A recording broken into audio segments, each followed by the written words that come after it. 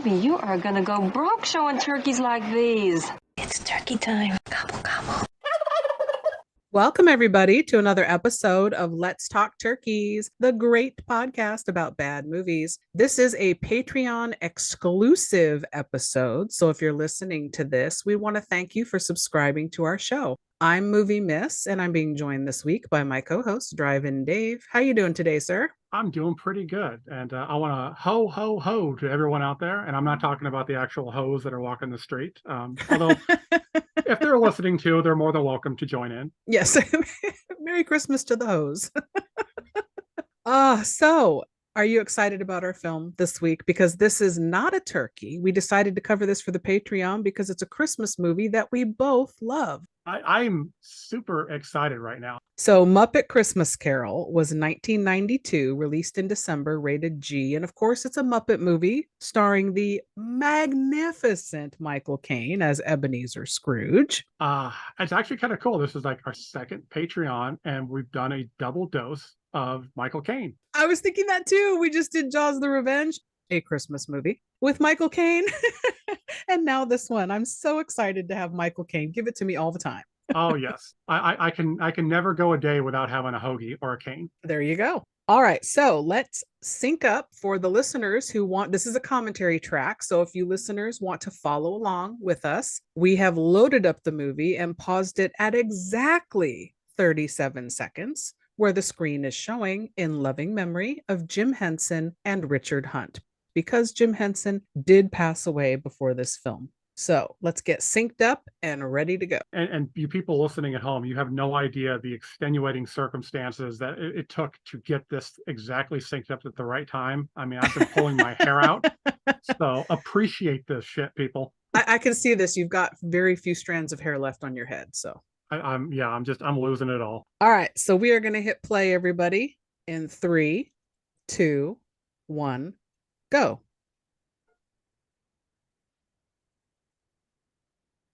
So you should see Walt Disney Pictures right now. And if you do, then we're good to go. I have Walt Disney. Well, now I have Jim Henson Productions. All right. So a Brian Henson film, that means directed by son of Jim, who also did Muppet Treasure Island, by the way. That's a Muppet movie I have yet to see. I need to watch that one. Really? Yes. So the awesome score for this movie, Miles Goodman, who also did, oddly, a Little Shop of Horrors remake, Dirty Rotten Scoundrels, and What About Bob? Just seems like a weird mix. Okay, I like all of those movies. Well, okay, I haven't seen Dirty Rotten Scoundrels. That's one I still on my list of movies I've missed from my childhood. So what do you think about, like, in the first time you saw this, the premise of the Charles Dickens story as done by Muppets? I did not grow up a Charles Dickens fan, so this was kind of my introduction to all of that. Okay. I didn't even watch. I didn't even watch like the Mickey Mouse one that they did, where Uncle Scrooge was Scrooge. So this was my introduction, and this was actually my main introduction to the Muppets. I mean, I knew of the Muppets. I've seen a few things, but this was my first major Muppet introduction. Is that why this one sticks in your heart? Yes, that and this was like the first Muppet I fell in love with was Rizzo. Rizzo the Rat. He's my favorite. Oh, he's so awesome. Him and Gonzo make this entire movie. Wasn't it? I want to say, wasn't it you last year or the year before? We were talking about how much we love this movie, and you sent me the T-shirt with Gonzo and Rizzo on it from this movie. I believe it was. Even if it wasn't, I'm going to take credit for it. No, I think you did. And it was because we were talking about our mutual love of this freaking Christmas movie. Oh, yeah. This is one I am desperately trying to get the girlfriend to watch because she likes Christmas Carol movies and she's never seen this one, but she's not a huge Muppets fan. Oh, I would argue you don't have to be. You don't have to be. It's just delightful. This movie's so good. All the songs peppered throughout. I did make a note about who wrote the songs. We've got Paul Williams, who was really big in the 70s, a Grammy and Oscar winner for Evergreen. Like, the guy wrote some serious good shit, and he was writing songs for this. We're going to get one here pretty quick, which is why I mentioned it. One funny thing that And I'll point out different song titles and whatnot as we go. But I was laughing when I read that in the credits it says like the Muppet coordinator or the stunt coordinator for the Muppets. What did I say? It said like Muppets did their own stunts or something like that. I'm like, what stunts are these Muppets doing? You know, it's they don't get enough credit for the fact that the Muppets do their own stunts. I mean, this was like, you know, up until Jackie Chan, it was the Muppets. That's who you idolized as a stunt performer, was the Muppets. Oh, so now we're meeting Gonzo and Rizzo. So Gonzo takes the role of narrator in this, which they thought would be a great way to tie the audience into the, you know, what's going on in the story and keep us abreast of what's happening. And he calls him, I like how the rat keeps calling him Mr. Dickens. So Uh, cute. this has like one of the reasons I love Gonzo too, is because he's so weird. Is he your absolute favorite Muppet or is Rizzo? It's Rizzo's number one, and then Kermit has got to be number two. Uh, Really? yes, I mean Gonzo's up there, but there's this bear that was on the short-lived on ABC Muppets. It was like a talk show that they did, Mm-hmm. and there was this bear that was on there, and I absolutely loved the bear. Cannot remember Huh. his name for the life of me. That's interesting. Comes around that corner. All right, so here comes Ebenezer Scrooge, Michael Caine. He's my favorite Scrooge.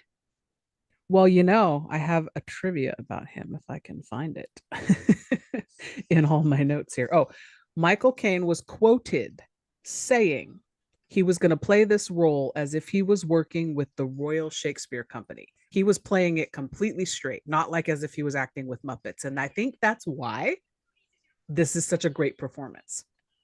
It's why he's such a great actor. He takes everything serious, and he does stuff. I mean, like anyone else would have done this as a complete joke, Yeah. and I love the fact that he took them serious. So this song is just called Scrooge and it's performed by Muppet Cast because they're all singing about what a miser Scrooge is. These Muppets are so cute. I Some of love them the are really cute. animals. The animals are adorable. Uh, some of the Muppets are actually kind of ugly, though, depending on which ones you see. Well, I mean, a Muppet green pepper, nobody needs to see that. And the wrinkly, what is that, an eggplant? I believe I, it is. I think it's an eggplant. I mean, it depends. If it's an emoji, it can mean several different things. Very wrinkly eggplant there. The Muppet Cats. I love the Muppet Cats. That tracks. That tracks. I like the Muppet dogs. So there. That tracks too. Isn't that funny though that I love the mouse You mean the Mises? cheese. We want some cheese. Yes, the Mises. Even for us Mises. These That's the these first these time I ever lyrics are heard that. so, huh? That was the first time I ever heard the Mises. Yeah, these lyrics though, if you follow, I have the captioning on as well and following along. This is one of those cases where, and I think we've discussed this before, musical movies. I really enjoy when the songs further along the plot, they tell the story. I don't like songs in a movie for no reason. All of these lend to the storytelling. it This is one of the few. I mean, like I'm starting to grow into musicals. I mean, just recently, earlier this year, saw for the first time Singing in the Rain. Absolutely love that movie. Right. Um, One of my favorite Christmas movies is White Christmas with Bing Crosby. Yeah. Yes. Love that. And it's like you said, it's like this the in those the music scenes will further the story, and they're very entertaining to watch. And it's just I love that. So in these scenes where Michael Caine is walking all around and between the Muppets and whatnot, they filmed this in Shepperton Studios in England. And apparently, a lot of the set, he was walking around on narrow planks so he could navigate between the puppeteer performers who were working all the Muppets. And it was tricky. He had to like make sure where he was walking and still That stays in character and is an amazing Scrooge while doing it. I'm glad I'm glad nothing happened to him because that would have ruined the reputation of the Muppets. I mean, can you like imagine waking up that morning of Muppets kill Michael Caine? I love he wipes the window with Rizzo so he can see inside. Thank you for making me a part of this. I love how he never loses the Brit, not the British, but the Brooklyn accent. Right? Oh, one of my favorite jokes is coming up. Oh. So Kermit the Frog as Bob Cratchit. Great casting. Oh yeah, probably one of the best Bob Cratchits that's ever been. uh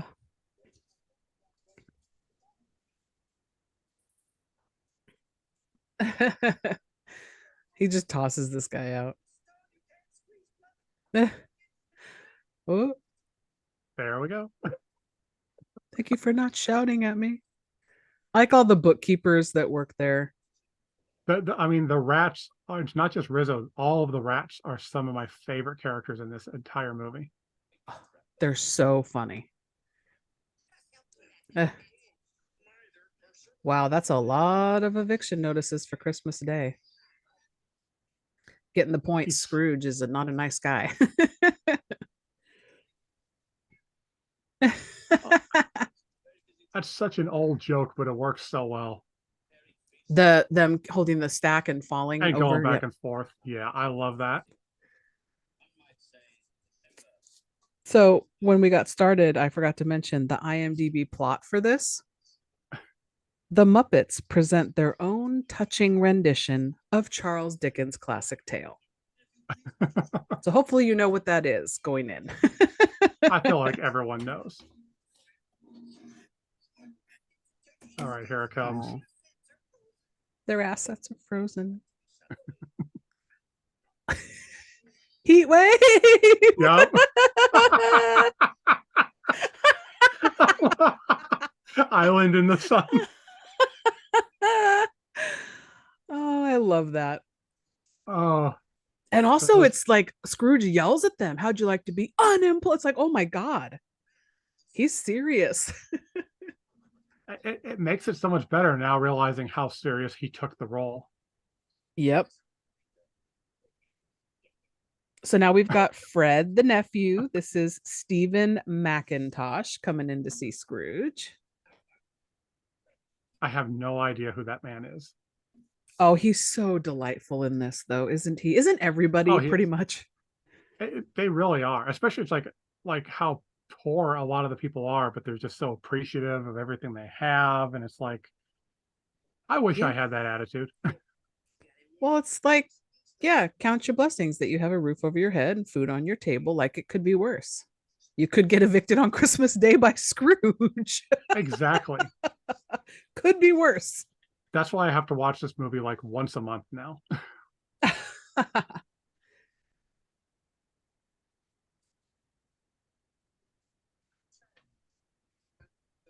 Christmas is a loving time. I love the nephew. He's got like a baby face. He does, doesn't he? He looks so young.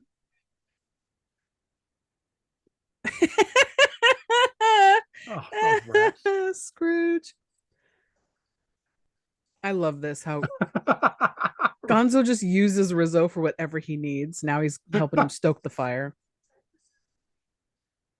I always thought this was weird, even when I was young, how Muppets, like this dude with no eyes, but he's wearing glasses. To me, that doesn't give the illusion of eyes. I'm just going, why are you wearing glasses? It's creepy with the Muppets, it could look creepy, but I mean, I figure with the Muppets, you just take it as what it is. It's you have to accept the unacceptable. I mean, Beaker. I mean, what the hell is Beaker? So they're asking him for donations, and he's like, why don't the poor people just go to prisons and poorhouses and, all that? I wish to be left alone. I kind of get that, actually. Oh, are you the Scrooge of this group? Well, I'm going to say something controversial about Scrooge here in a minute, so we'll get there. Oh, Fred is like super poor, but he still gives them like a coin for their charity. Oh, yeah, he invites Scrooge over.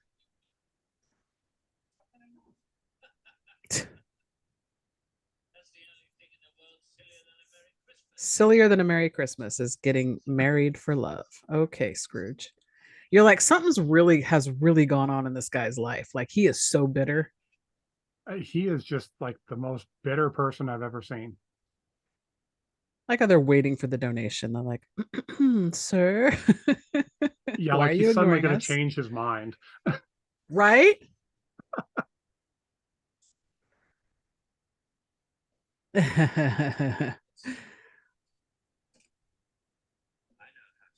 I know how to treat the poor. Yep. But some would rather die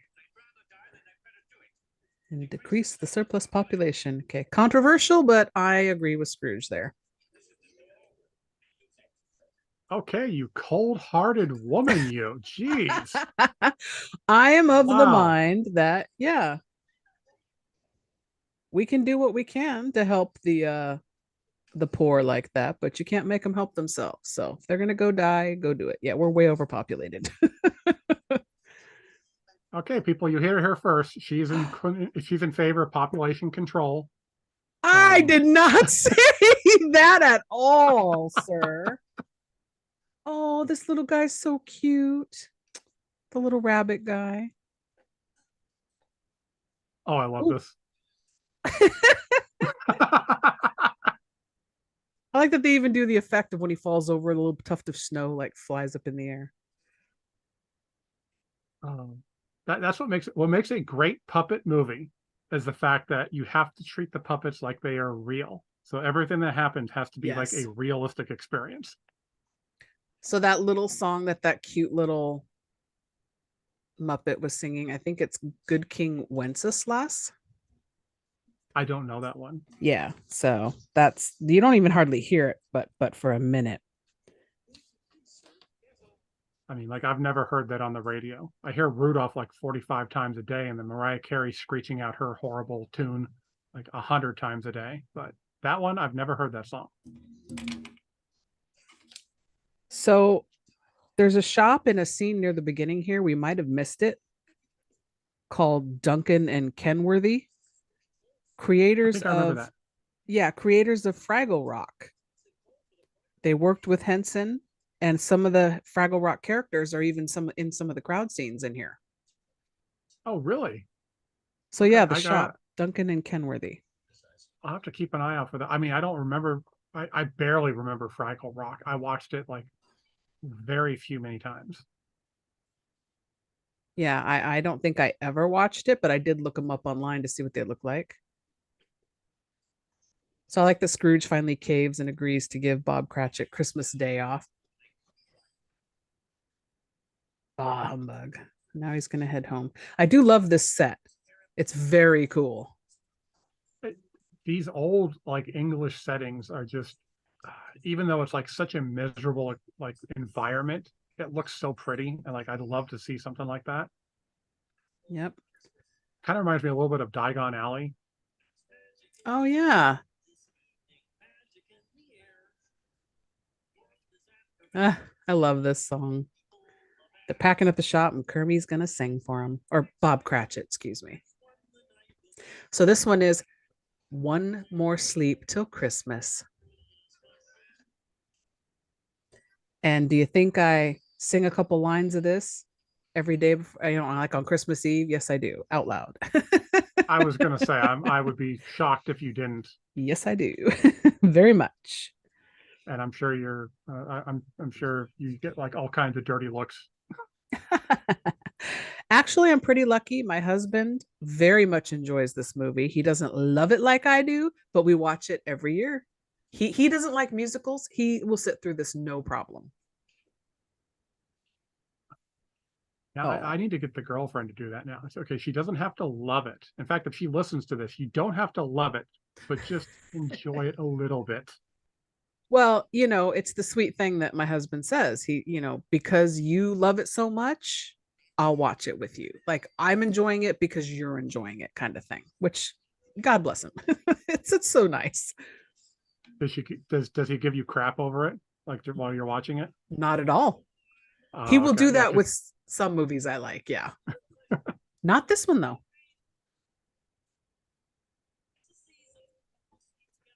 Yeah, I don't love all the songs in this movie, but I don't, there's not one that I dislike. There's one that they cut from this final result, this final movie, which we'll discuss later. And I didn't like that song, but all the ones in the movie I like well enough. I love the penguins. Ice skating penguins are so freaking cute. This is so weird too because it's mostly all practical, but there's a little bit of CGI in this movie, and you can really tell the spots where it's used. Like here. Yeah,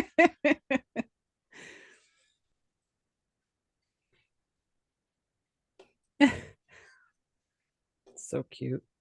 So the budget for this movie, 12 million, and it only did a box office of 27.2, which very much surprised me because it was released on December 11th of that year, December. it man, I'm trying to remember because I saw this in theaters. I believe a friend of mine, his mom took us and we snuck in like homemade, like not homemade, but like the microwave popcorn, snuck that in her purse, and we're all sitting down and eating popcorn watching this movie. Yeah. And I don't recall the theater being that full. Yeah. Well, yeah, it would have been 92. How old do you think you were?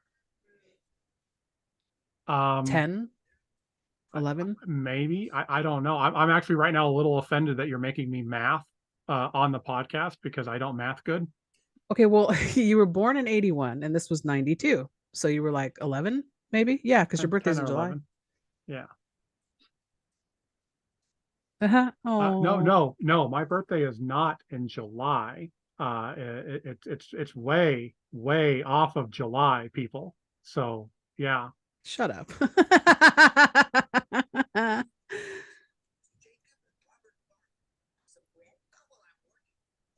Just have some bread, not while I'm working. I like that Rizzo's pretty much always eating through the rest of the movie. Jelly Ah, beans, whatever, bread. I love the jelly beans. This is one of those movies that like whenever I see him eat the jelly beans, I crave jelly beans. Okay, we've talked about this. Whenever there's food in a movie, you pretty much want food. Yes. Typically what they're eating. None as bad as though I think as when we did Ninja Turtles. You were like, "Oh, pizza." Oh, I wanted pizza so bad. All right, so we get the famous scene of the door knocker coming to life and spooking old Ebenezer. I love them. I do like here, though, in this version, that in order to use the old heckling puppets, Statler and Waldorf, that they made the Marleys brothers. Like his partners were the brothers Marley. Yeah. I didn't mind. I mean, this is a story that's so old that it does not bother me when they change it. Right. Totally. Uh, so this one, I don't know if we mentioned it at the top. Jerry Jewell wrote for previous Muppet projects, and he also wrote on this one. I would say very well done, incorporating the Dickens speak and narration into the actual dialogue of the people to keep the story going. It flows all seamlessly so well together. It really does. Did you know Poor that Rizzo. this was originally going to be a TV movie? I had no idea. I mean, most Muppet movies feel like they should be TV movies, but like you can see how they do make it in the theaters because it's just they're so charming to watch. Yeah. What's your favorite Muppet movie, do you think, now after you've gone back and probably watched some, I would imagine? I haven't, like I said, I haven't seen them all. This will always be my favorite. After this, I really enjoyed the remake that Jason Segel did. Really? I thought that was a lot of fun, and I could feel the love because he was a fan. He loved puppetry anyways, and he liked the Muppets, and so it worked really well with him doing it. Well, yeah, that movie that he did, Forgetting Sarah Marshall. Did you see that one? Yes, I did. And he has That the whole Muppet play with songs and everything that he does in that. And I was like, oh, when they said he was doing the Muppet movie, I was like, that makes complete sense. yeah, it really did, and he did a great job, especially because you the follow up was not as good. Yeah. Are they really ever though? Ah, Very not rarely in film history is a sequel better than the original or as good. usually when people say that they go to like Terminator 2 or like the Star Wars trilogy, then you start to get ones that are like, okay, they're a little bit better, but typically no. I like that he just doesn't care. He has crazy grandpa eyebrows and his little nightcap on. Like no fucks were given by Ebenezer Scrooge. Well, I mean, I've never seen an old person in my entire life that looks like this with the little cap. I've never understood the cap. Why are you sleeping with a hat on? Because it's freezing and heat escapes your body through your top of your head and the bottom of your feet. In case you didn't know that, that's my science minute, everybody. Okay, that makes sense, but it's just like some of those caps don't look like they're very warm. Well, that's why also you'll notice his bed has that really heavy fabric curtain all around his bed because it's to keep the warmth. He was rich and could afford to do that. Not everybody could afford to do that, but he is Okay. keeping himself warm in his bed. And then you put the cap on and you have something on your feet, and hopefully you don't freeze to death. He can afford to have the fire going. Oh, here they are. All right. That has to be digital when they were up like that. That had to be the digital effects again. Yeah, And then this is obviously the puppets. we were your partners, Jacob and Robert Marley. That makes me laugh so much. Bob Marley. So this is Statler and Waldorf, and I'll tell you what, named after hotels. They were my favorite on the actual Muppet Show. I would always wait for them to cut to the balcony, and maybe that's why I'm such a sarcastic bitch now. They were always my favorite, sniping at everybody from the balcony. I'm glad you said what everyone else was thinking. Hey, I'm a fucking delight, all right?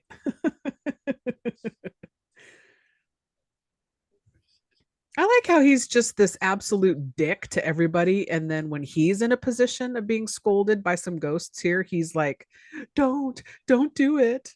I don't want to Isn't know. isn't that everyone these days though? Blow You hard in just public and described it's, yeah. I was gonna say you just described 90% of the fucking internet. So they're going to sing to him to explain what's happening here. And this is Marley and Marley, sung by Statler and Waldorf, as you can see. They basically explain all the horrible, what they perceive as horrible stuff they did in their life when they were doing what Scrooge does as mortgage lenders. I I love their like, little dance. yes, I like their little dance, and they're like all woo, and they rattle the chains. It's so funny. I like that I'm, 50 years old and I still love the Muppets. I love them. Well, childish people never actually grow up. This is true.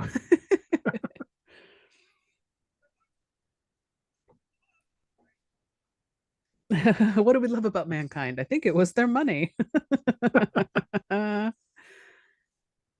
Okay, I don't disagree with that statement. What? That's what I love about Oh, mankind, the money. the money.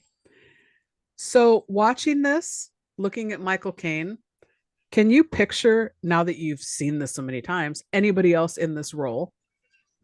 No, not at all. It's uh, and I don't know if that's just because I have seen it so many times or just because he's such a good actor.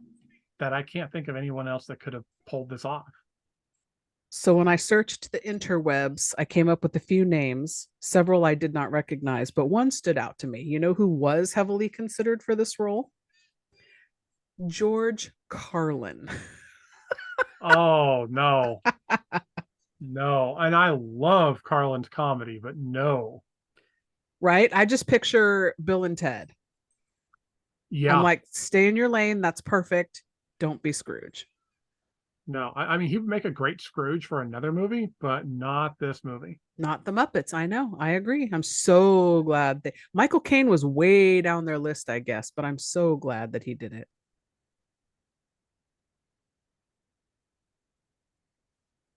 That's so funny now that I think about it. Every year, it's Christmas time means Michael Caine in my house because it's always Jaws the Revenge and Muppet Christmas Carol. It's unintentionally Michael Caine month. It I never realized how much. Yeah, like both two of my like top Christmas movies, and he's in them. That's so funny. If only we could have got him in Gremlins. The trifecta. So they basically told him what we all know how the story goes, if you're familiar, is that he's going to be visited by 3 ghosts tonight. So we're waiting on ghost number 1. And I love these antics with Rizzo outside This and is Gonzo. I love this joke. He hates heights and jumping from them. Oh, Rizzo. Save my little broken body. He climbs that giant gate and leaps to what could be his death, he thinks. And then he realizes he forgot his jelly beans and goes under the gate to get them. I love that Gonzo just looks at him. You can fit through those bars? You are such an idiot. Ah, yes. Oh, I love it so much. Yeah, see, he's got like slippers, his robe, his hat, that big curtain. Like he's trying to stay warm.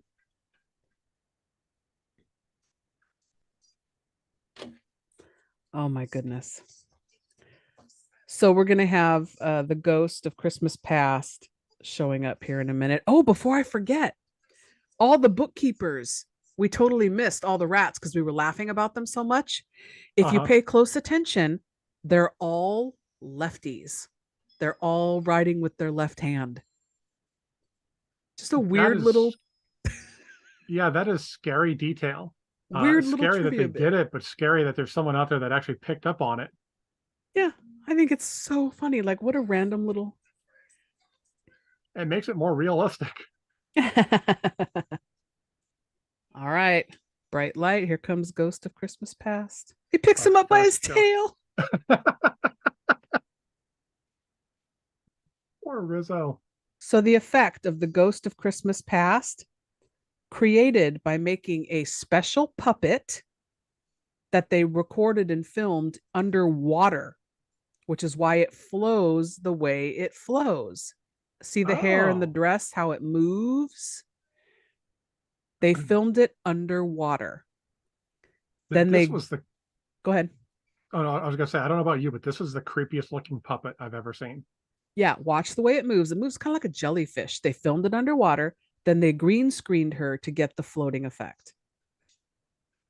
That that is incredibly technical. That is really kind of cool, And it looks and it fucking works. rad.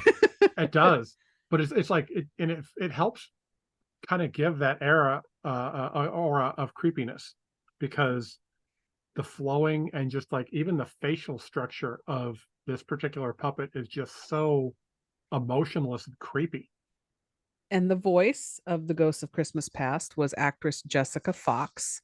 And it's very innocent sounding, the voice, and very sweet. And then you get that creepy imagery, and the whole thing comes off a little bit scary to me. Like, if you're a little kid watching this, I don't know. This, I mean, the whole story in and of itself is just a creepy kind of story when you think about it. True. You're very right. All right, she's taking him to his past. Here we go. My favorite. What's your favorite one out of past, present, and future that he goes to? Um,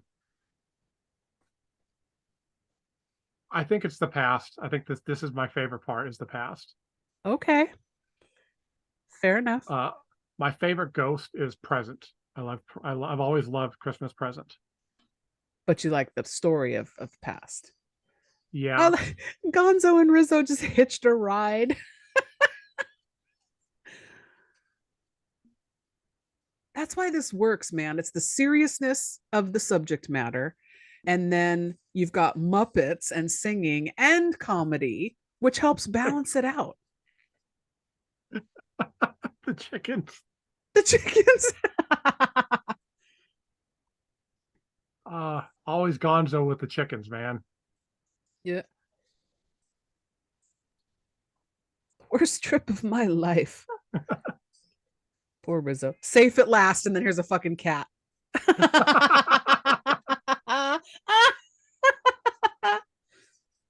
Nice kitty. Nice.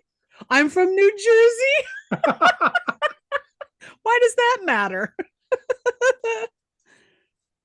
He knows people. That is so funny.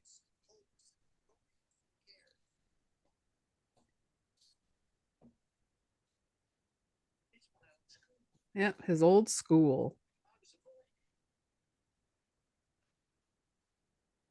Uh, my best friend. Yeah, they can't hear you. I mean, thankfully they can't hear him or see him because how creepy would it be to have like an old man watching a bunch of boys in his bathrobe? That's not something you want. True. Oh, escape the cat. Oh, sorry, And cat. I love that it's like a cartoon smack against the wall. So 100%. And they're secretly observing what's happening.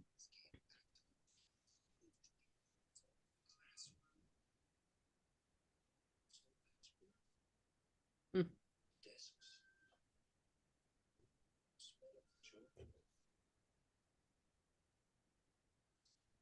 you ever watch a movie like this and they go back to like the old ages and stuff and you see those old classrooms and you just think to yourself like, shit, I'm glad I did not grow up in this time. Oh, I think that about movies set in this era all the time.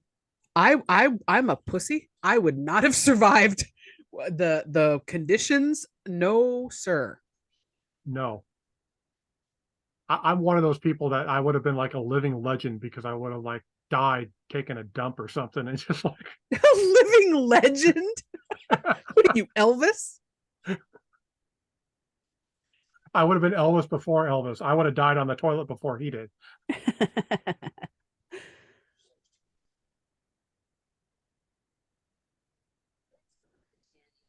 Aw. 1,274 brothers and sisters. Kill me now. Oh my God. That's so many. Couldn't handle the three I had. I can't handle the one I have.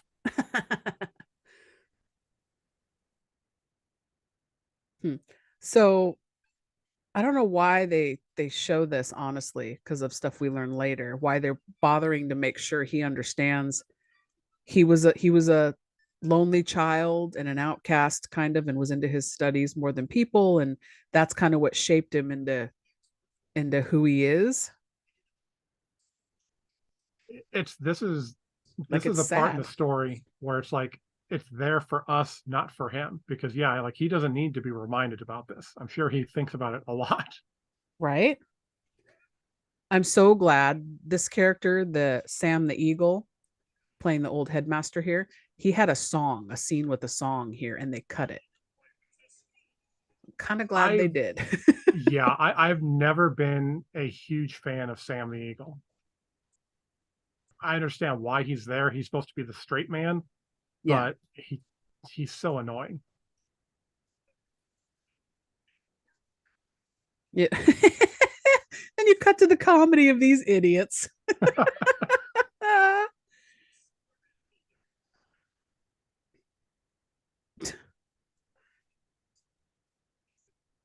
Now, see, like, why would they be able to affect that? That doesn't make sense, right? If Scrooge can't affect anything, why can they?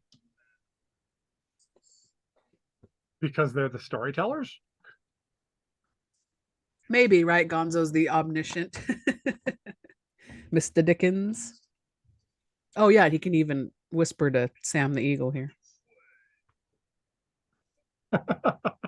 So stupid.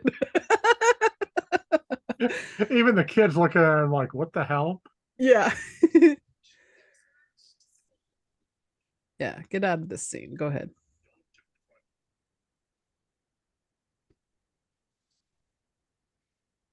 I will mention this album soundtrack for this movie in 93 was nominated for a Grammy for Best Album for Children. Now it lost to Beauty and the Beast, Disney.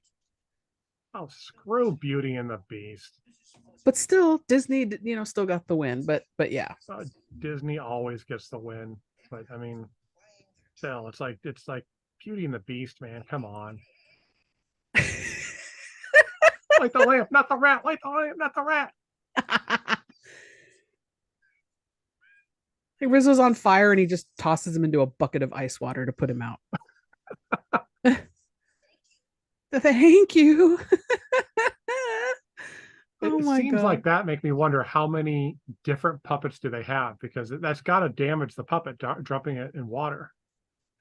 Yeah, I would think you'd have the one for this stunt and the one for that stunt, and yeah.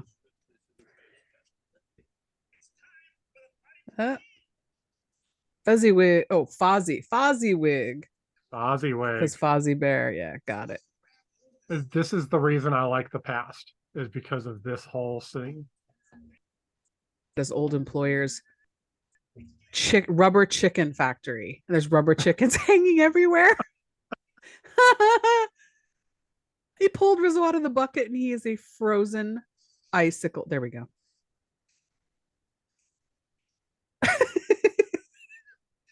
I suppose I should be grateful for that.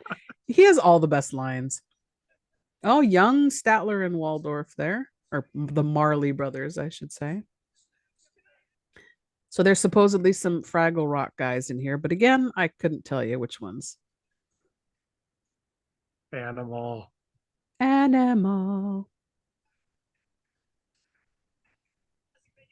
That's so great, because he's nowhere near that polite in anything else. Mm-mm.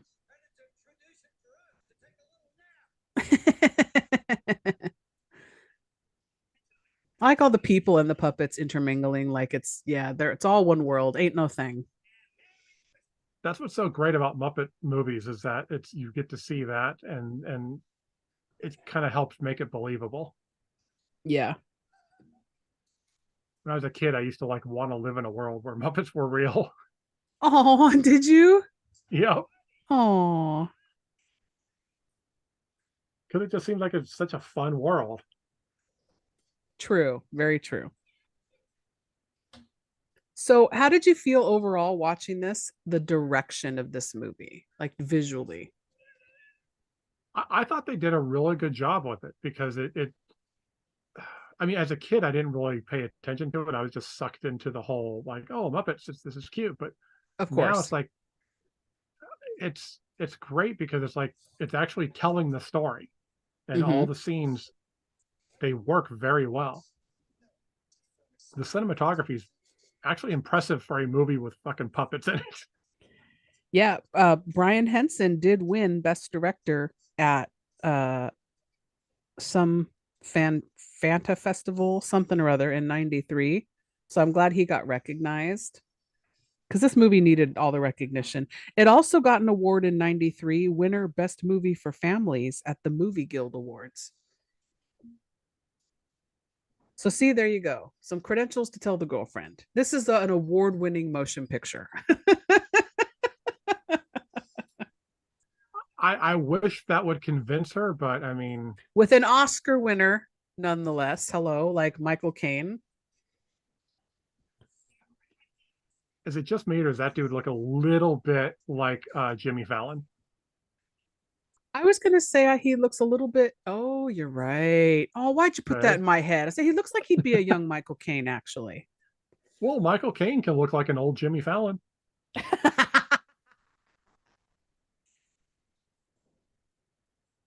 So this is the girl that he fell in love with, Belle.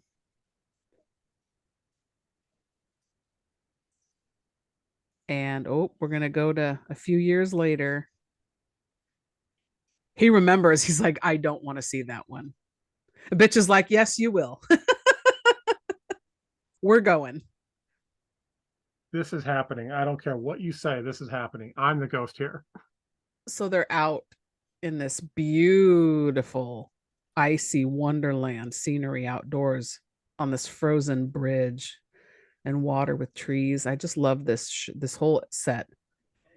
The set, the costumes, despite the fact that he looks a little Jack the Ripper-ish, still a gorgeous costume.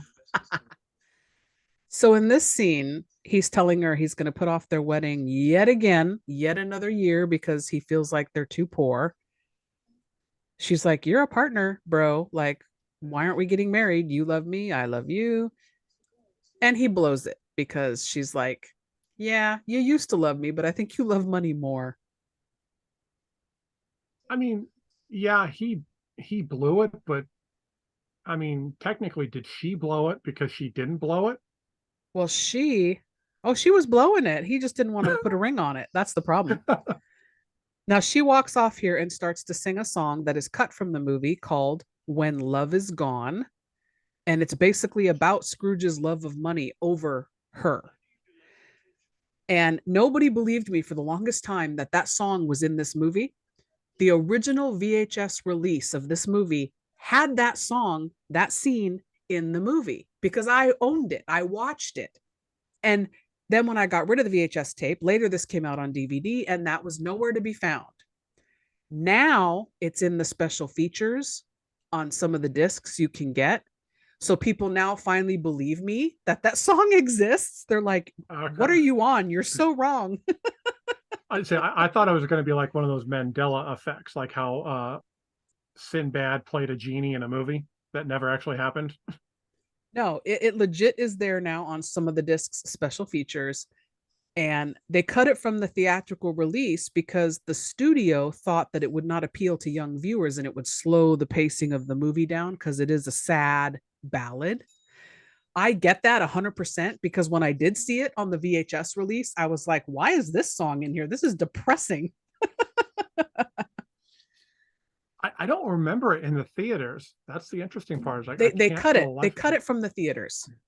Okay, so it was just It on was the not, VHS then. and then they put it back in for the VHS release in 93, which is why I knew it was in there because I owned it. I had it in the little clamshell case, the whole thing. And then some DVDs had it and some didn't. Some were missing it. Some have it on the bonus features. Like it's harder to track down, but you can see it. Oh, here we are. Your favorite Ghost of Christmas Present. He's just such a fun-loving ghost. And then, I mean, it probably helps that he's like me. He's fat and he loves food. He's fat and he loves food. So this is Jerry Nelson doing the voice of Ghost of Christmas Present.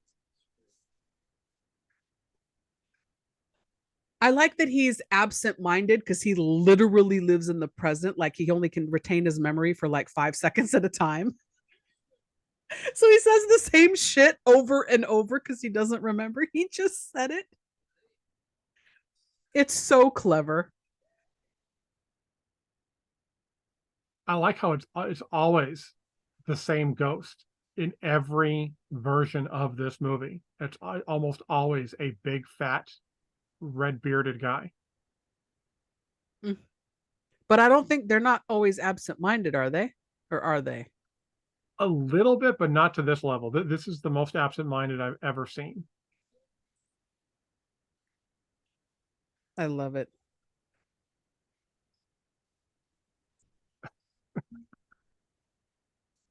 Uh, so basically, they've only fast forwarded 24 hours because he's taking him to Christmas Day present.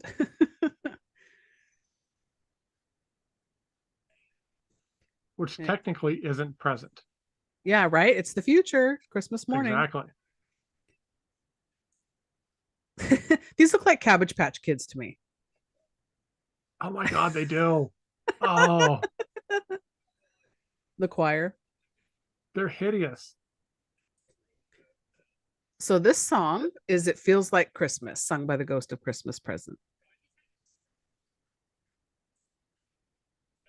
I actually love the lyrics of this song.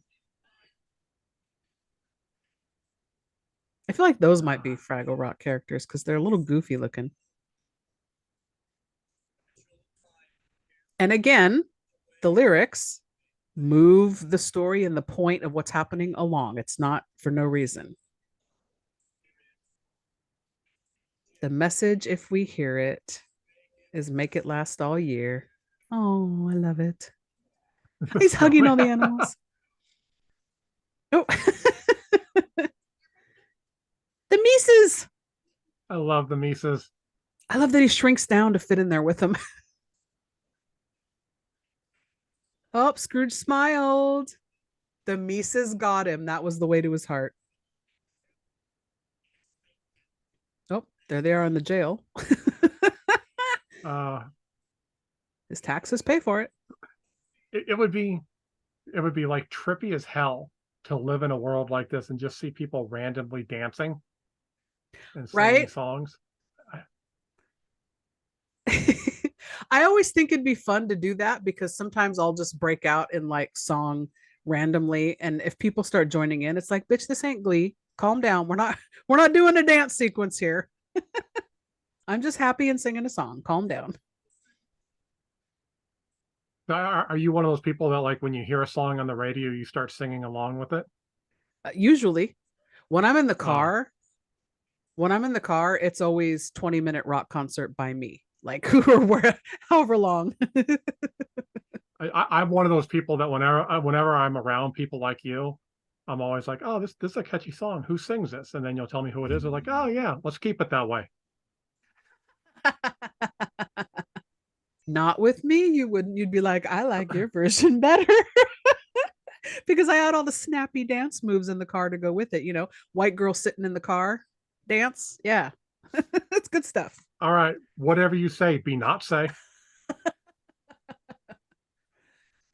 Oh, I like that Scrooge is starting to change his thing here. He's like, go ahead and show me some friends now. Let me see what's happening. Why is he surprised by that? It's my nephew having Christmas with friends. Of course he is. He likes Christmas. Well, Scrooge is not very familiar with the concept of friends. True.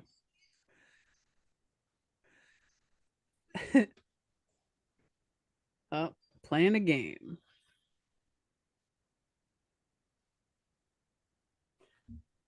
Was your family big on that growing up? No, Everybody gather no, around, have games, whatever, and no. no? Our family tradition was my mom would watch movies in her room. I would watch movies in my room, and then my brother would sleep until like 10 o'clock.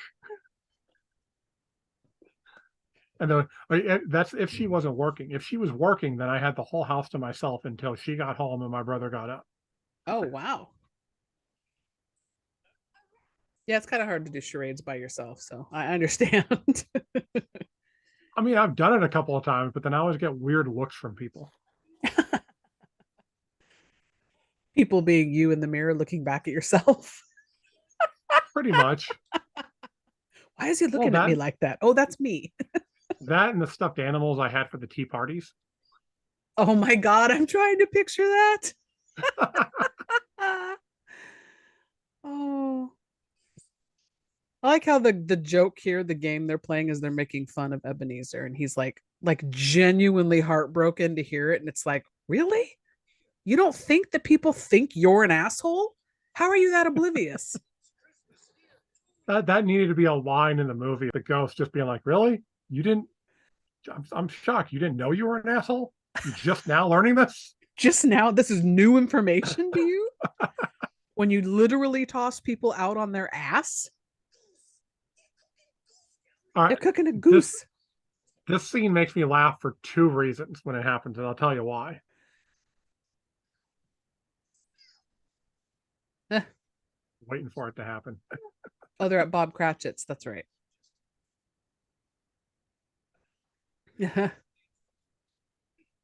I'm usually trustworthy.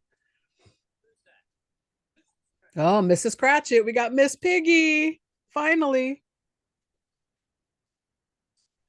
I wonder how many kids grew up with a crush on Miss Piggy. That's a very good question. I'm I All right, like right how they have there. the oh, Right. Yeah. when Rizzo falls in because he's smelling. Yeah. That makes me laugh because it's hilarious with Rizzo falling and an animal falling down the chimney. That happened to me when I was a kid. Our Oh, tell cat me. climbed up. Our cat climbed up on our neighbor's roof, Uh-huh. fell into the chimney on Thanksgiving Day, and they had to pull him out so that they bring the cat back over. Our black and white cat is just covered in soot, entire like just black, Oh and my had this. God. He had this pitiful expression on his face, like I don't know, it just happened. Oh. Bettina and Belinda, the daughters that look exactly like Miss Piggy. And then they have the The, boys that are looking like Kermit. the interesting thing about this is I've noticed some of these characters have never returned. Like Piggy's daughters, I've never seen them beyond this movie.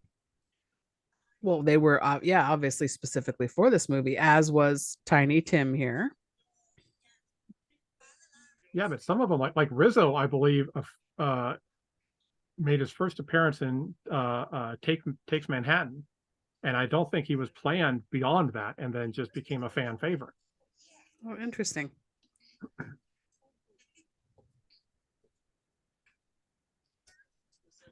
Merry Christmas, everyone. Yay. I think it's weird that they have the daughters be obsessed with their dad that much. It's kind of weird. I never picked up on it when I was younger because It Miss makes Piggy's sense. so obsessed with him. Yeah, I mean they're picking up their mother's habits basically. I always thought it was weird that they had daughters that were pigs and boys that were frogs. I mean, like, shouldn't there be some kind of genetic combination of a frog pig creature? A pig, like Island of Dr. Moreau, the Exactly. Muppet version. Oh, please, Disney, give us that movie. Give us that movie, please. Oh my God. You can even call it the Island of Dr. Rizzo. Oh, but who would be, who would be Moreau? I mean, Rizzo's too tiny for that.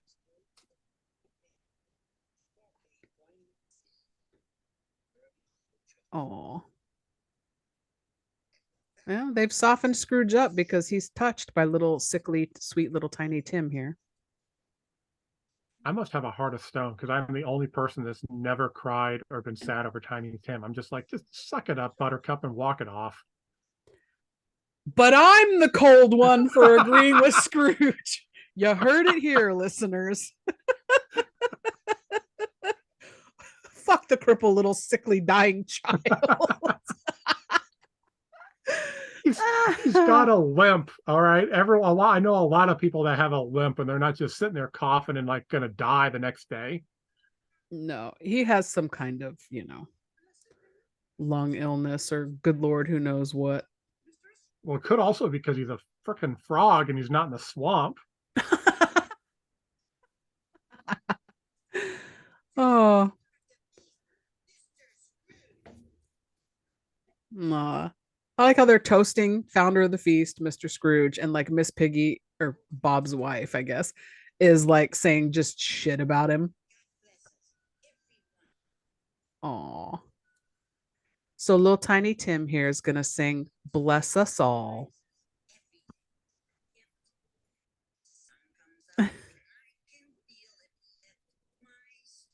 Now, see, to me, you cut out other slow, depressing songs, but you leave this one in. Well, I mean, this one is it? this is more important because this does further the story along. I mean, I could see why they cut out the other one because she's not an important character. We don't Yeah. really see anything from her, but with him, okay, he's basically the one that touches Scrooge's heart. I want to make sure I include Scrooge's heart, not just touches Scrooge, because that would be so creepy and wrong. Yeah, that's a good point. They keep cutting to Scrooge, like tearing up as he's listening to this. Yeah, so that this does make sense. That's not as sad as I remembered as a kid. It's like, okay, Yeah. And yeah, you're right. The point of this song is we need to be thankful for what we have. We're blessed. We may not have a lot, but we have each other. Yeah. It touches Scrooge. I like that. You're right. You're right. I always Yeah. am. If you people would listen to me more often, your lives would be going so smoothly Because you're right about the Muppets, because I'm right about everything. except Darkman. Nope, not letting it go. Not letting it go.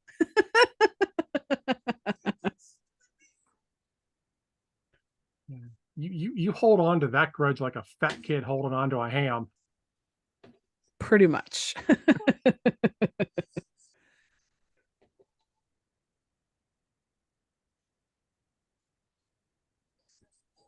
Aw.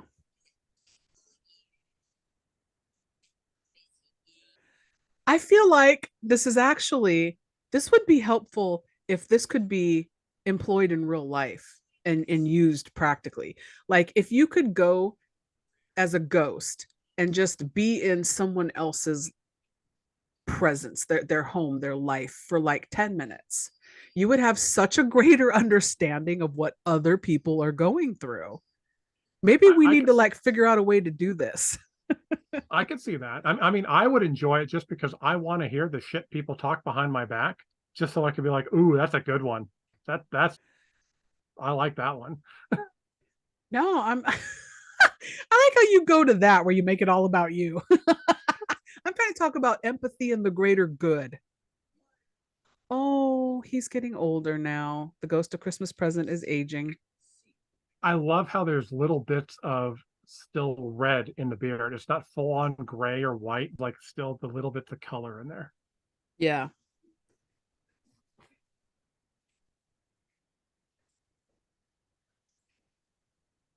Yeah, it doesn't matter if it's a kid, same sentiment. I don't care. No, I feel fade like we away. need to bring. I feel like we need to bring back the bushy eyebrow look again. Oh, because of the ghost of Christmas present has bushy eyebrows. Or are Yeah, you talking about Scrooge? all of them. Like they all have these big bushy like eyebrows that like they have wings or something. I mean, we need to bring that look back. Nope. No, sir, we do not. Absolutely not. But No. it's so sophisticated looking. Absolutely not. Grandpa eyebrows. Forget about it. Grandpa Oh my eyebrows God, are the the bell. best. The bell. Rizzo's like pulling on it and being flung all over. I So always cute. forget about that because he blends into the background so well. Yeah.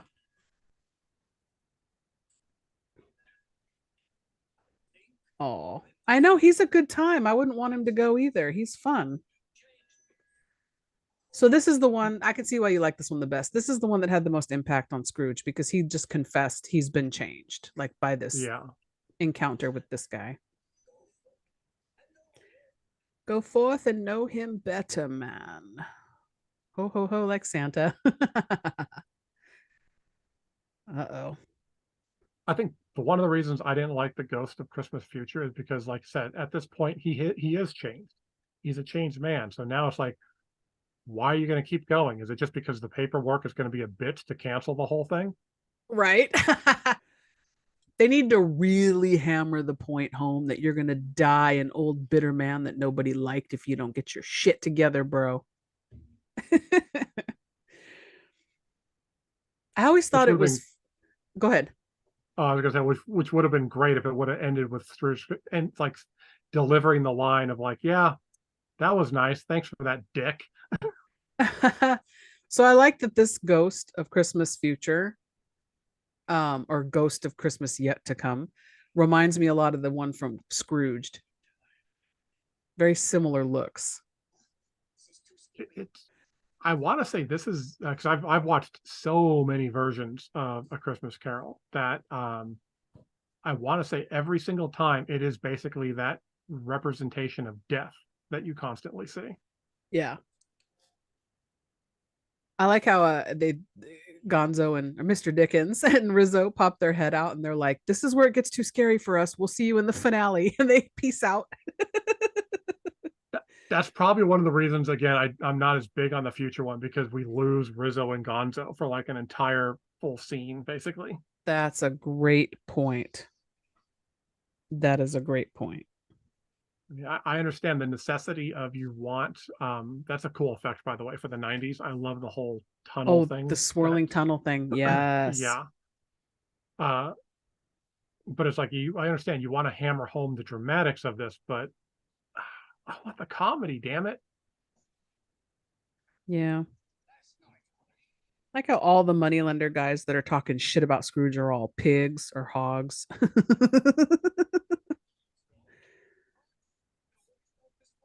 What If did he you do with ever his notice, money? I was gonna say, if you ever notice in the Muppets, the pigs always have the most like annoying personalities, like very overbearing. Harsh Uh, faces too. Like they oh, look definitely. mean.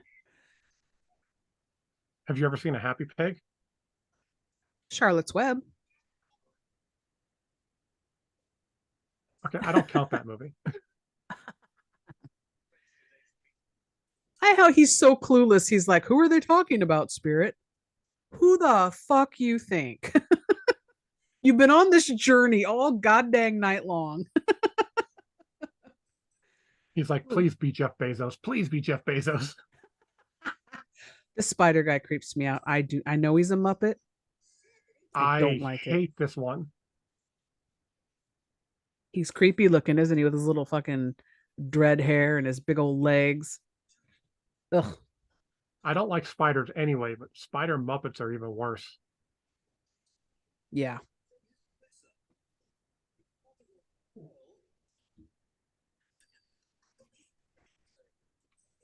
So a little bit of trivia for you. Michael Caine. Do you know his birth name? I would have guessed Michael Caine. Shut up. What you know that's not his real name. You have no guess, really? No. Maurice Micklewhite. So in the final scene of the movie, we'll have to look for it. There is a store called Micklewhite to pay tribute to that. I can see why he changed it for Hollywood. But apparently, he was in 1954 in LA or Hollywood or wherever, and he's in a phone booth across the street from a movie theater talking to his agent. And his agent's going, "Well, Maurice Micklewhite isn't going to cut it. So what are we going to call you?" He sees on the marquee across the street the Caine Mutiny movie was playing. And he's like, "Michael Caine. There we go. There's my stage name." And then he ended up getting his first role 2 years later in 56, where he's credited as Michael Caine. Interesting. So a All little, right. little bit of trivia there. That gives me an idea. I have a game for you at the end of this. Okay, perfect. But yeah, so we'll have to watch for that in the final scene. Micklewhites. Oh, I wonder if we'll still be able to see the other one that we missed from the beginning. The The one for the Fraggle Rock creators. Yeah, I'll have to get that name handy so we have that too. Did you Oh, just say there's you were going to give a also name a handy? no, there's also at the end Statler and Waldorf's haberdashery. Ooh, okay. All right, let's keep an eye out for these. So there's some fun shops to look for, yeah, at the end.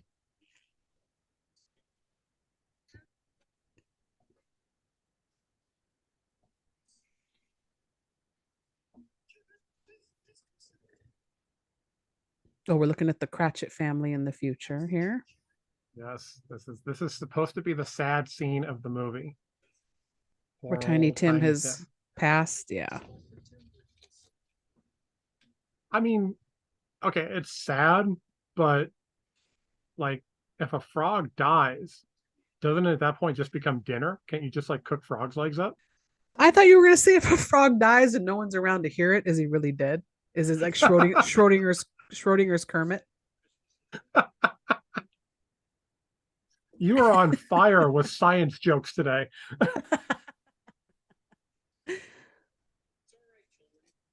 Oh. All right. So we'll have Micklewhite's, Duncan and Kenworthy, and the haberdashery for Statler and Waldorf. So several things to look for in the final scenes here. Which will be interesting to try and catch because we can't pause it. Right. And it moves pretty quick. Well, you go back later on your own time, you and the listeners, and look for all this fun little stuff, the little Easter eggs. I like them. The listeners can do it, but I'm not going to do it. I don't do this stuff unless I get paid. I don't take a piss unless I get paid. Oh, okay, Linda Evangelista. So you don't watch this though, like at Christmas time? You'll be watching this again in like, I don't know, Christmas Eve or whenever. Oh yeah, I usually do Christmas Day. Well, there you go. That because that's when I watch like my Garfield and Snoopy and stuff. So I kind of do all the child friendly ones on Christmas Day. Do you have a Christmas Eve tradition? Um, I usually kind of do random movies. It just kind of depends. Okay. Uh, I do have a new tradition now that is like starting in Halloween and then Thanksgiving and then Christmas. I do the Simon Pegg, Nick Frost movies. So like Shaun of the Dead, Hot Fuzz, Christmas Will Be the World's End. Oh, okay. Did you start that this year? You're doing it? I've been doing it the last couple of years. It was by accident and now it's become a tradition. Oh, that's fun. So for me on Halloween, I always, when I'm like sitting around waiting for trick or treaters, we watch the Bankin' Ras, Ras Bankin'. I forget what it's called, who the animators are, but the stop motion Mad Monster Party movie where Boris Karloff Oh, is the mad scientist and all the monsters come to the island. okay. I've never seen that. I've heard of it, but Rankin I've never Bass, actually watched it. Rankin Bass. Rankin Bass. Sound like a moron right now. You need to watch it. It's so fun. If you like Rudolph and all the stop animation type stuff, this is exactly what that is. But it's monsters. I've never gotten into stop motion animation. Oh, okay. If you're not a fan of it, then meh. But yeah, that's my Halloween tradition. And then Christmas Eve is always Rudolph and Muppet Christmas Carol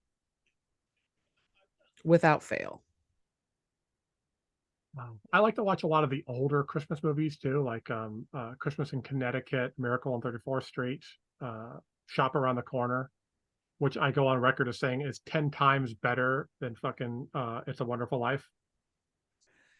You know, I watched It's a Wonderful Life for the first time ever 2 years ago, I want to say. I am don't regret never seeing it and I'll never watch it again. I didn't like it. I, I'm I in the minority, I guess. I still like it as a movie. It is good.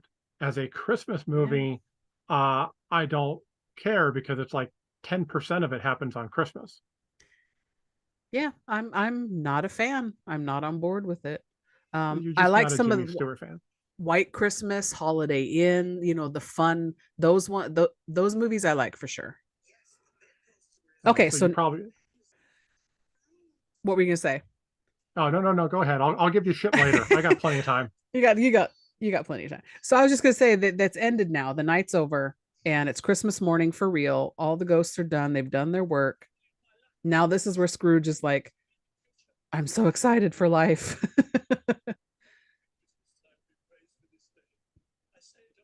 I have a beef though about this coming up here in a second. Okay, let's hear your beef. He's gonna This is open going the to be a shocker because he's she gonna never no, complains. no, shut up. He he looks in the mirror and he's like, eh. He opens the window and he's super excited he wants to buy the big goose, the prize goose down the Yes. street. And he asks the little kid, the little rabbit guy, to go get it and throws money at him. This is here. You there, boy.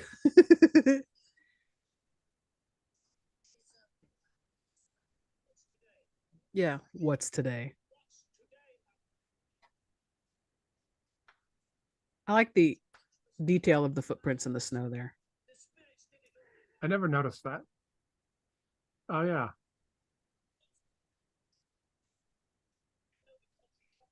So the poultry shop on the next street, the prize goose in the window. Go get it. And he throws him some money. So plot hole. um, Bob Cratchit wants Christmas Day off because no other businesses will be open, Mr. Scrooge. How can you do business with other people if everybody's closed? That was his logic of why he wanted Christmas Day off. Uh-huh. How is there a shop open selling a goose? How does he go around and buy this armful of presents he's carrying around, Scrooge, if everybody's closed today? Riddle me that, Batman. Okay, do you want the smart ass answer or do you want the logical answer? Give me both. I can take it. Okay, the logical answer is he basically probably owns most of these properties because he's always talking about eviction notices and all this stuff, and people are giving him money.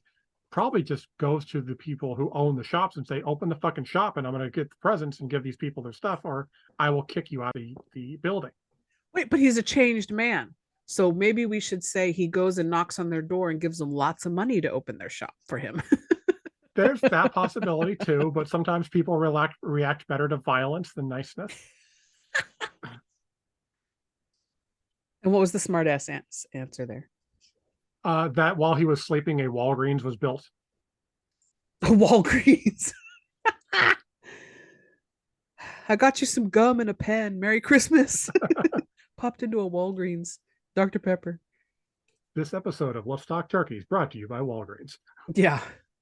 Please sponsor us. Please. This is so cute. He gives him the scarf, the charity guy, Beaker. I like that you can see in his face, because fucking Michael Caine, that he's like genuinely touched. Somebody gave him a gift. See, I thought you were going to bring up the fact that how come he went as a plot hole, he went and to go get the turkey for Christmas. They're walking down the street with a raw turkey and they're going to cook it. And then in the next scene, there's a cooked turkey. Right? We don't cut to 5 hours later. Yeah. And this isn't like now where, okay, 5 hours in an oven. No, you cook this shit on a fucking fire. Yeah, right? This is going to take all day. Yeah. I love this. Michael Caine. So this song is Thankful Heart, sung by Michael Caine and all of the Muppet cast. I feel like you're auditioning to be like a DJ. It's so fun. I love that Michael Caine is like, fuck it, I'm going to sing with the Muppets. Oh, Merry Christmas to the bookkeepers. And he's leaving them a bunch of coal. That's so cute. It is, but it's also hilarious because that's the one thing you're not supposed to get on Christmas is coal. It's not in their stockings, at least. It's, on the table. Yeah, I wonder how that came about. Now you're making me think about that. Coal was a welcomed gift when you're freezing to death. Yep. So why is it bad to get coal? I don't understand. I have no idea. In 50 years, it'll be socks. No one will want socks for Christmas.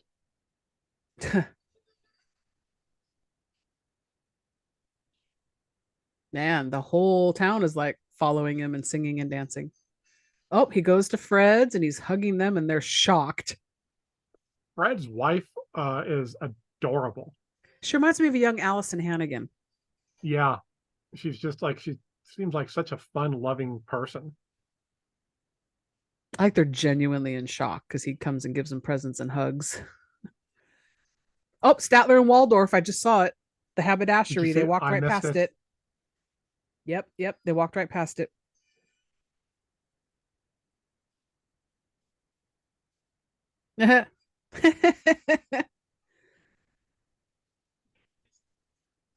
So we may or may not see any more if he gets to the Cratchits here. Basket of food. That's a commodity. That's something good. The Mises. The Mises get cheeses. They sure did. There it is. The Mickelwaits, there it Mickle. is. Yep. Or Micklewhite. Okay, we got 2 out of 3 because I didn't see Duncan and Kenworthy, but 2 out of 3 is not bad. I'll catch it on the rewatch. You'll catch it on the rebound. Yes. I love this. Love that he wants to fuck with Bob and he has enough wherewithal to play this prank on him. He's like just a dick, and then he's like, just kidding.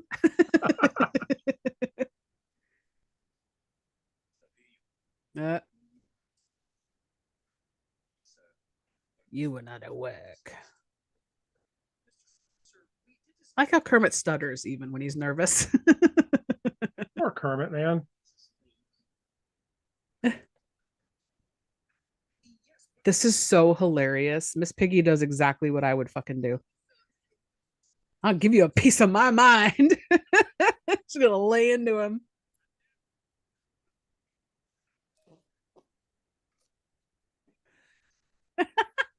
I'm I'm always scared of like ending up with like a really bossy woman like Miss Piggy. You'd love it. She's like, what? A raise? Holy shit. Does it show up cooked now, or do we just cut to it cooked? I don't remember. I think we cut to it. Oh, yeah, there it's raw. Yep. Oh, got the booze. Good job, Beaker, with the booze. Aw. Everybody fits in Bob Cratchit's house. This is pretty impressive. It's like the TARDIS. Okay, so the way Gonzo says, and Tiny Tim, who did not die, I say shit like that in real life all the time. If something gives the opportunity, presents itself to say a line like that, I totally do. And I love that nobody ever gets it too. They all just go, okay. Fully cooked turkey. Look at that.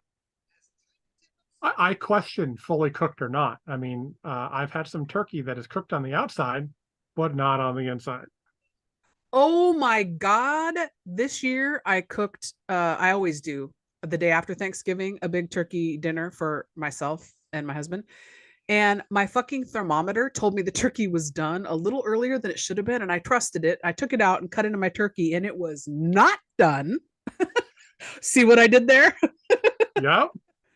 And had to cook it, and it went back. So I cut off a little bit of it outside of what we could eat so we could eat, and put it back in the oven, and it didn't fucking get done till 10 o'clock because my thermometer was just fucking with me all night. I was so pissed. But back then, yeah, it would literally take all day and all night to cook a fucking bird like that. Oh yeah. I mean, I can't even imagine having to cook in that era. And the end. I like at the end, he goes, good story, Mr. Dickens. And Gonzo goes, well, if you like it, you should read the book. And then we get the finale song. Everybody involved. When love is found, it feels like Christmas. It's like a combined finale song. And we're just seeing everybody's name on the credits and a shot of the city. Frank Oz. Every nerd knows Frank Oz. Right? He did in this, he did quite a few voices actually. I believe I wrote it down. Let me grab my paper here. Frank Oz did Miss Piggy, Fozzie Bear, and Sam the Eagle. Oh, here, the credits are going to show you. Yeah, I was gonna say, oh, and he did Animal too.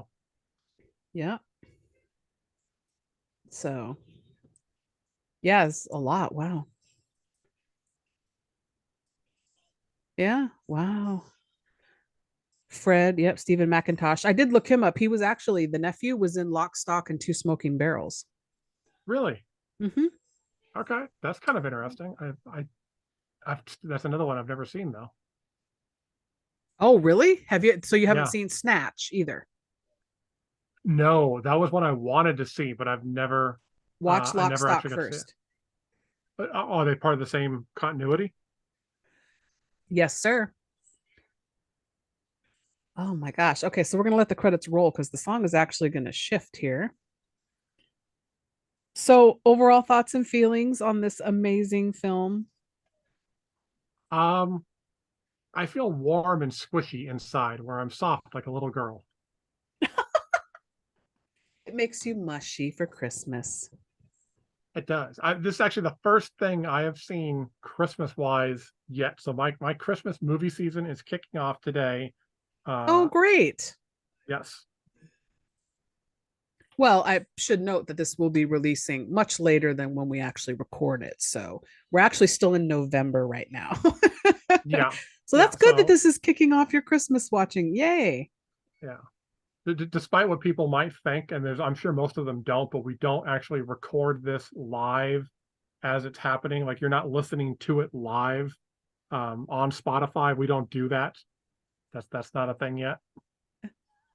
So here we're getting the song When Love Is Gone that was cut from the movie that Belle sings, but this end credit version is actually a pop version by Martina McBride, the country singer. I am not a huge country fan. So a little story about her. When I was first learning when I was like 17, 18 that I could sing and figuring out karaoke wasn't huge when I was a teenager, but it was starting to become popular. Martina McBride, I saw her on an episode of Baywatch. You can believe that in like the late 80s or whatever. And I thought she had the most striking blue eyes. She was beautiful to me. Oh, And then I looked her up and she could sing. And I was like, holy shit. I didn't care what genre it was because I didn't love or hate country. I really didn't care at that point. I fell in love with her voice. And so I started singing her early country stuff at karaoke because I just fell in love with her. It's so weird. I even have her Barbie. They made a Barbie of her that looks just like her, like a collector doll. I used to have all her CDs. Yeah, I'm not a huge country person, but something about Martina McBride, she's like a Celine Dion of country to me, where it's like her voice is impeccable, her lyrics of her songs are awesome. I just like her. that's impressive. I did not know that you sang. So you can Oh, we sing. never talked about that? No, yeah. So you can sing, you can dance, you can twerk on stage. I mean, you've got all kinds of talents. Yeah, I don't twerk. All right. So the credits are finishing up here. Oh, such a good movie. This always puts me in a happy mood and like I'm geared up now and ready for the Christmas season. And it's a good thing we did this because I mean, like just for our listeners that they don't know before we started hitting record, like you answered this call like so grumpy, just like throwing shit around the office. I was like, damn, what the hell crawled Don't up your believe ass and died? don't believe him, people. I'm a fucking delight all the time. uh okay. Uh, Well, I fucking love that movie and I'm so happy we did this for the Patreon. I am too. I am too. All right, I have a game for you, and I Sure. have a question for you. Okay, so question: what classic story would you love to see a Muppets version of? I'm gonna go with Pride and Prejudice and Zombies. Oh, wait. uh, Abraham Lincoln Vampire Hunter. What next is going to be JFK? That'd be my answer because I don't think I think it lends itself because it's a Christmas movie. I don't really want puppet or Muppet versions of everything because I'm not a huge Muppet fan overall. Like personally, I've only seen, I think, the Muppet movie when it first came out and like maybe the Great Muppet Caper. I've never seen any of the other ones. Everyone always says, I think Tim Curry's in Muppet Treasure Island. I And think people so. are like, please watch that one because, the same guy did Muppet Christmas Carol. And I'm like, I'm not a huge Muppet fan. So, all that to say, I really don't need any more. Okay, I call bullshit because it would be fucking amazing if we got Muppet Presents the Terminator. That's not a classic story. You said classic story. That I know that I just say classic story. I Maybe would Moby pick. Dick pull off a giant Muppet whale. Okay, that would be brilliant. I was actually thinking I would love to see the Muppets do one of my favorite childhood stories, Peter Pan. Oh, okay. Huh. How about Muppet Alien? I'd love to see a Muppet Xenomorph. Okay, again, not a Uh, classic, but fuck it. Depends on what you consider classic. So, what's the game you got for me? Okay, the game is what is your stage name for Hollywood, and how did you get it? Stage name for Hollywood? Oh, like Michael Caine changed his name. Yes, like Michael Caine changed his name. How did you get what is your stage name, and how did you get it? Do you have one? Have you ever I thought mean about that? Like what you would change your name to be? the one I currently use is Big Dick McGee, but it hasn't been getting me very far. Oh, yeah, well, because you got to have the goods to back it up. That's pretty much it. Yeah. Once they want the proof and they pull out the microscope, they're like, yeah, this doesn't work for you. Would you give me one? Is that what you were thinking? You've got the perfect one for me? No, I'm trying to think of one of mine, and like I can only come up with smart ass answers. Like the first thing that comes to my mind is cheesy wing, Cheesy wing? That's not a because I love name. cheese That's pizza. lunch. That's exactly how I got it. I Like love do food. literally doing the Michael Caine thing. I'd be eating a cheese pizza and some chicken wings, and like that is my stage name, cheesy wing. Okay, I would probably, it's already taken, but I would do something Wonder Woman related. I grew up obsessed, and people that know me know this, with Linda Carter, the original Wonder Woman. And I would probably do like Diana Prince, but I wouldn't be able to because that chick from Darcy the Mail Girl on Joe Bob Briggs' drive-in show changed her name. Her stage name is Diana Prince. I'm so irritated because that's just a taint on the Wonder Woman legacy. But anyway, I digress. Quite literally. um, so maybe I would do that actually because I'm obsessed with her and love her, or maybe like a version of Linda Carter, Diana Prince, maybe Linda Prince or Diana Carter, something like that. You could do Diana Queen. I wouldn't want Queen in my name because that's how I live my life. I have a crown that I wear around the house. I don't have any servants, so my life is lacking in that area. My dog won't help me. She's got no thumbs. So Okay, I try to be a queen. how the how the fuck do I end up with the back problems and you're the one with the giant ego carrying it around? I don't get that. What is wrong here? All right. So if you don't have anything else for me, that is going to wrap up our discussion, our Uh, commentary track on A Muppet Christmas Carol. the last thing I'm going to say is just remember, people, when you're out there and you have matches, remember, light the lamp, not the rat. That's one of the best bits. I love it. All right, everyone. That is going to wrap up our commentary track for the Patreon exclusive of A Muppet Christmas Carol. Hopefully, you enjoyed this watch along with us. If anyone out there is interested in checking out Muppet Christmas Carol, in case you didn't have your own copy to follow along, it is streaming all over the place, but it's not free. You gots to pay for it. But we have our versions, physical media. That's how we did it because we love it so much. So maybe just go buy one. Why not, right? I mean, we got to bring physical media back, people. We can't let the digital age take over. Don't let the AI win. Well, especially since flipping the announcement recently, did you see Best Buy is going to get rid of physical media? Yeah, but to be honest, who the fuck goes to Best Buy to get DVDs anyways? They had the worst selection.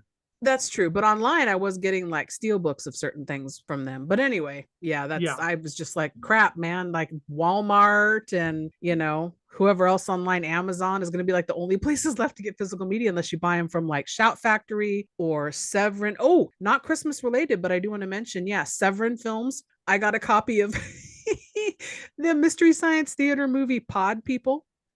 oh, The actual movie, it's called The Extraterrestrials, and Severin Films put out a Blu-ray special edition of it, and I got a little Trumpy doll, a little plush alien Trumpy doll to go with it, and a t-shirt. I want to do a quick plug to Shout Factory. They recently released the uncut versions of the Alf series, seasons 1 through 4. Really? Completely uncut. So like the shit you're seeing on television is obviously cut down. So they re-released that, and it's got special features. There's a doll, there's posters, a piece of Melmac itself. I am a huge Alf fan, so I'm Did you doing pick it Shout up? Factory. No, I haven't picked it up yet. I'm hopefully going to get it for Christmas. But yeah, so I was like, they're not paying me to say this, but like, yeah, go get that shit because I want Alf to be successful again. Oh, that's awesome. Yeah, Alf kind of reminded me, Trumpy from Extraterrestrials reminded me a little bit of Alf, actually. That's why I brought it up, because you That made you mentioned think of it? Trumpy.